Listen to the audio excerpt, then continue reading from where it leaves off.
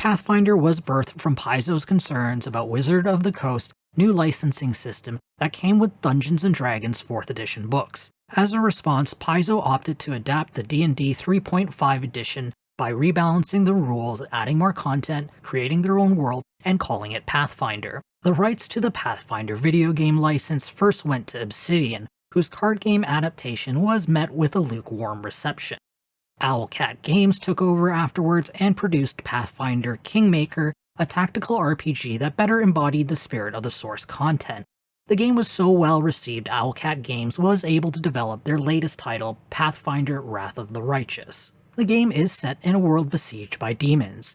The world wound was carved through the land many years ago, spewing out demons from the abyss since then.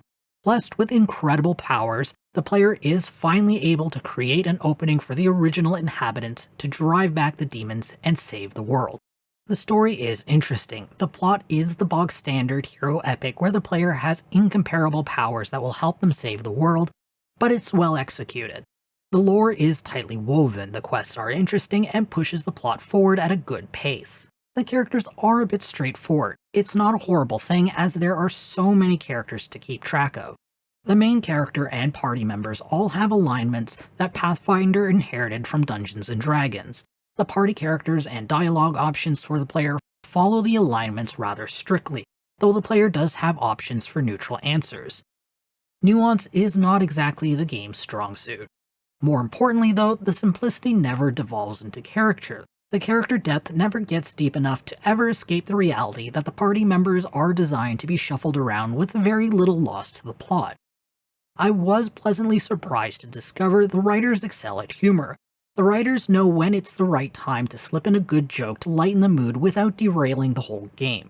There are some great minor NPCs who are part of very witty events. There are also some party members that provide a little levity. Lan and Woljif are genuinely lovely characters who regularly crack jokes, and many of them are actually funny. Pathfinder Wrath of the Righteous is a tactical RPG that follows the Pathfinder rule set to a varying degree. Players who are in love with the more complex rule set of Dungeons & Dragons 3.5 edition will have a great time with the Pathfinder rule set. The game's normal difficulty is a looser adaptation of the rules to compensate for the sheer number of enemies the game will throw at the player compared to an actual campaign. For the skilled or the brave, there is a mode that follows the Pathfinder rules faithfully. Character management is impressive. Creating and leveling up characters is almost an exact copy of the tabletop RPG experience. While there are a few pre-generated characters for the player to choose, part of the experience is making one from scratch. The game offers a lot of class options as it uses the standard classes inherited from Dungeons & Dragons 3.5 edition systems reference document and the content from Pathfinder Advanced Player's Guide. The game has excellent options for players who are unfamiliar with the Pathfinder rules or don't want to put in the effort of manually leveling up every character. For those doing a manual level up to tweak a few options or leveling up their main character, the game offers recommended skills and talents. By default, the game automatically levels up the party characters. Combat in Pathfinder Wrath of the Righteous offers some flexibility. By default, the game is a real-time RPG, where players can adjust the flow of time to queue up abilities, adjust positioning, or select targets. It isn't for everyone, but it is a faster way of playing the game. The turn-based mode is closer to the traditional tactical RPG. The controls are snappy and just works well. It's my preferred way of playing, as the greater degree of control is necessary in the chaos of battle. I enjoy the game's combat. The normal difficulty level follows the Pathfinder rules closely enough to be entertaining without some of the minor peculiarities that would bog the game down or require a change of level design. The game usually throws just enough enemies at the player to keep the game challenging. I would have appreciated a little more variety in the enemies. There are a lot of demons and cultists to slay, so having more beasts and other creatures would have provided a better opportunity to utilize some of the underused abilities and spells. The level design has its ups and downs. The levels are split between area maps and the overworld.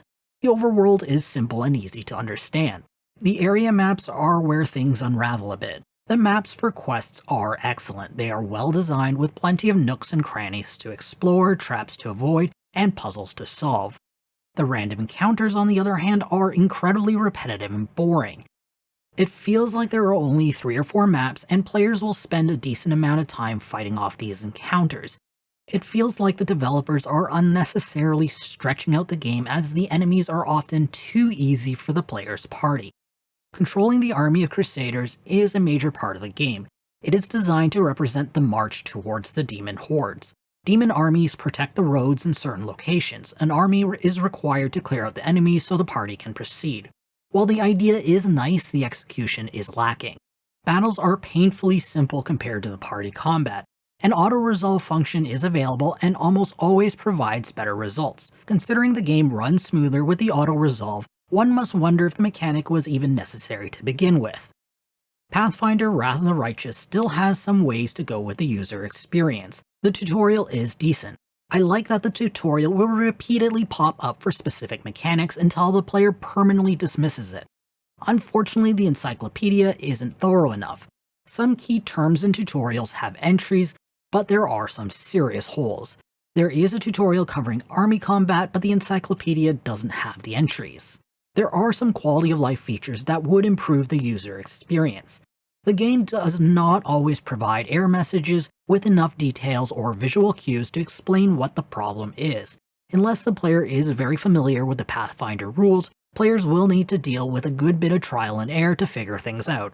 The worst is probably the charge function. All characters can charge into battle, so melee characters have a fighting chance against archers and spellcasters. However, it isn't clear what is actually blocking the charge since there is no movement line showing what's in the way. Moving around the overworld map is also painfully slow.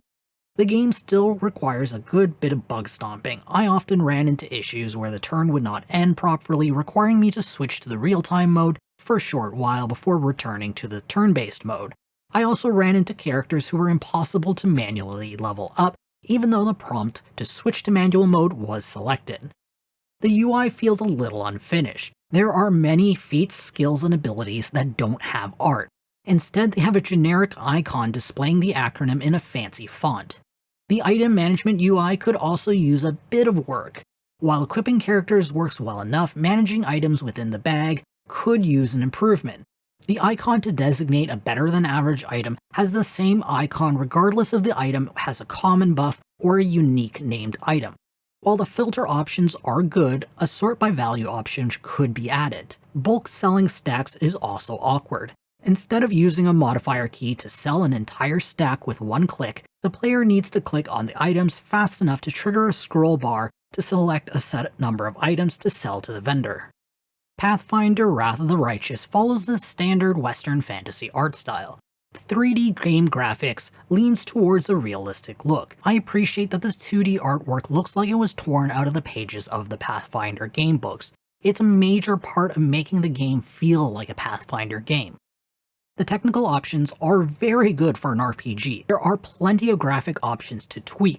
There is also an incredible set of accessibility settings for colorblind players. There are some weird issues with the borderless full screen mode though. It behaves more like an exclusive full screen mode where the game minimizes when alt-tabbed instead of switching windows.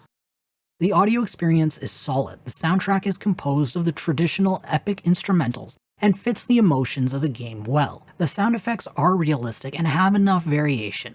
Voice acting is also good, though only the most important parts of the game and combat has voice acting. Each character has a few lines for combat that cycle through, but the default setting was still too much for me. I appreciate that the developers even put a setting to tune how often characters use their voice lines in combat. It's absolutely a feature I wish more RPGs would adopt. Pathfinder Wrath of the Righteous isn't perfect, but it's a very good game. It adapts the Pathfinder tabletop RPG in an enjoyable and reasonably approachable way. The audiovisual experience is impressive, the combat is a blast, and the story is good. I am impressed with the amount of options the developer has given the player, both in the technical and gameplay sense. There are some issues with the game, but most can either be tuned or fixed completely. The only real problem is the dull army mechanic, which unfortunately is a core mechanic. Regardless of its flaws, this game is highly recommended for RPG fans looking for a solid tabletop RPG adaptation. I'm awarding the game 7.5 out of 10. If you want to read this review, be sure to check out the link in the description. If you have a suggestion on what game you want us to review or preview next, make sure to leave us a comment below. I hope to see you soon. This is Jamie from Capsule Computers signing off.